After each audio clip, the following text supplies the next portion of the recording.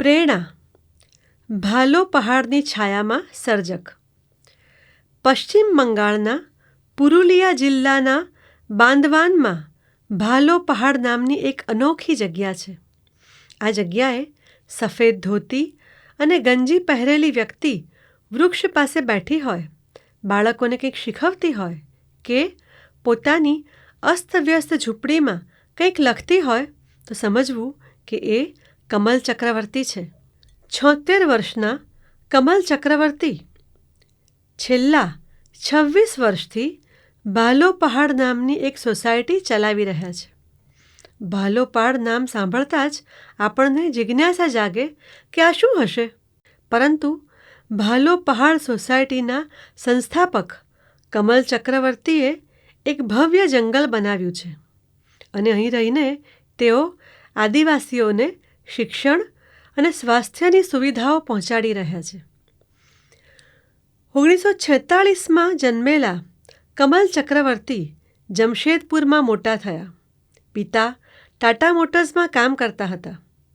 સાહિત્ય પ્રત્યેના લગાવને કારણે નાનપણથી જ લખવાનો શોખ હતો, પરંતુ પિતાની ઈચ્છા પોતાનો પુત્ર એન્જિનિયર બનીને ટાટા મોટર્સમાં નોકરી કરે એવી હતી. કમલે એન્જિનિયરિંગનો અભ્યાસ કર્યો અને 1968માં ટેલ્કોમાં નોકરી કરવા લાગ્યા. સાથે સાથે લેખન કાર્ય પણ ચાલુ રહ્યું. રજાના દિવસે કોઈ શાંત અને પ્રાકૃતિક વાતાવરણમાં બેસીને કવિતાઓ લખતા હતા. ઘણીવાર મિત્રો સાથે કે એકલા દલમાના પહાડોમાં ભ્રમણ કરવા નીકળી જતા હતા. એમનું બાળપણ પહાડો અને જંગલો વચ્ચે વીત્યું. જમશેદપુરમાં એમના ઘરમાંથી દલમા પહાડ દેખાતો હતો. તેઓ કહે છે કે આ પહાડોએ મને લખવાની અને ભાલો પહાડનો પ્રારંભ કરવાની પ્રેરણા આપી છે.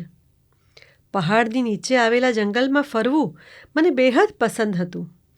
એ વૃક્ષોને હું મારા સાથી માનતો હતો, પરંતુ સમયની સાથે સાથે જંગલો ઓછા થવા લાગ્યા. મને લાગતું હતું કે મારા આ સાથીઓ મને મદદ માટે બોલાવે છે અને હું એમના માટે કંઈ કરી શકતો નથી. જંગલો કપાઈને સડક, મોટી ઇમારતો અને કારખાના બનવા લાગ્યા. કમલ ચક્રવર્તી જંગલ સંરક્ષણ માટે લોકોને જાગૃત કરવાની સતત કોશિશ કરતા રહ્યા. નોકરી કરતાં કરતાં અખબાર અને સામયિકોમાં લેખો લખતા રહ્યા અને પરિણામે એમનું લેખકોનું એક મિત્ર વર્તુળ બની ગયું હતું. તેઓ શહેરી જીવનથી દૂર જંગલમાં રહીને કવિતાઓ અને વાર્તાઓ લખવા ચાહતા હતા. તેથી 1996માં એક 100 વીઘા જમીન ખરીદી અને લેખક મિત્રો સાથે મળીને ભાલો પહાડ સોસાયટી બનાવી. ત્યારે કદાચ એમને કલ્પના પણ નહીં હોય કે એક દિવસ ભાલો પહાડ સોસાયટી લેખનની સાથે સાથે સમાજના ઘણા ક્ષેત્રો સાથે જોડાઈ જશે. લાંબા સમયની શોધને અંતે એમને 100 વીઘા જમીન મળી હતી. એનું કારણ એવું હતું કે એ પથરાળ જમીન હોવાથી ત્યાં ખેતી થઈ શકે તેમ નહોતી. તેથી ઓછી કિંમતે આ જમીન મળી. એ સમયે આ જમીન પર ન તો કોઈ વૃક્ષ હતું કે ન કોઈ ઘર. આવી પથરાળ જમીનનું શું કરવું તે એક પ્રશ્ન હતો. કમલ ચક્રવર્તી કહે છે કે 5 કિલોમીટર દૂરના એક ગામમાંથી છોડ લાવીને, પાણી લાવીને 1996ના સપ્ટેમ્બર મહિનામાં પહેલો છોડ વાવ્યો.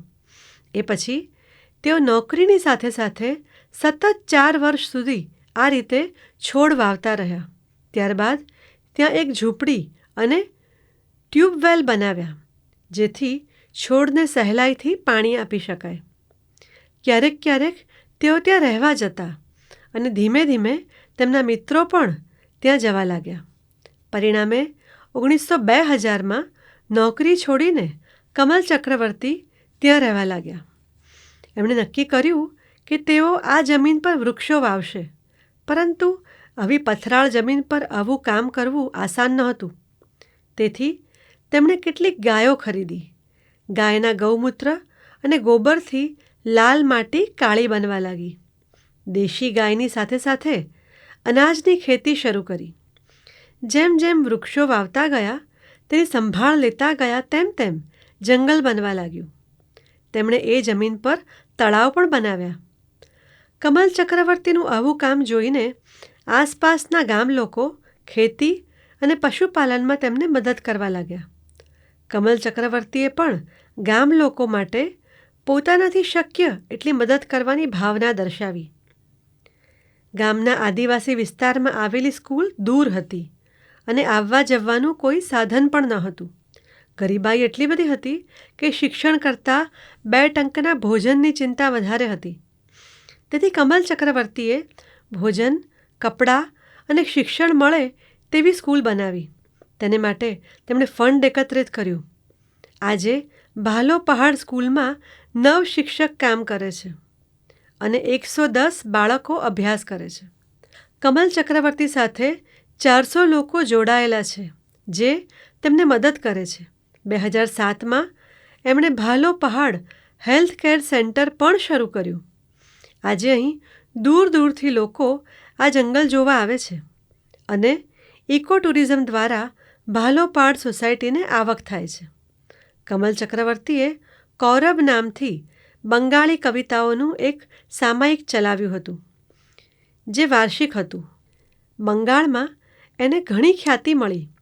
હજારો કવિતા અને વાર્તાઓ લખનાર કમલ ચક્રવર્તીએ નવલકથા અને નાટક પણ લખ્યા છે.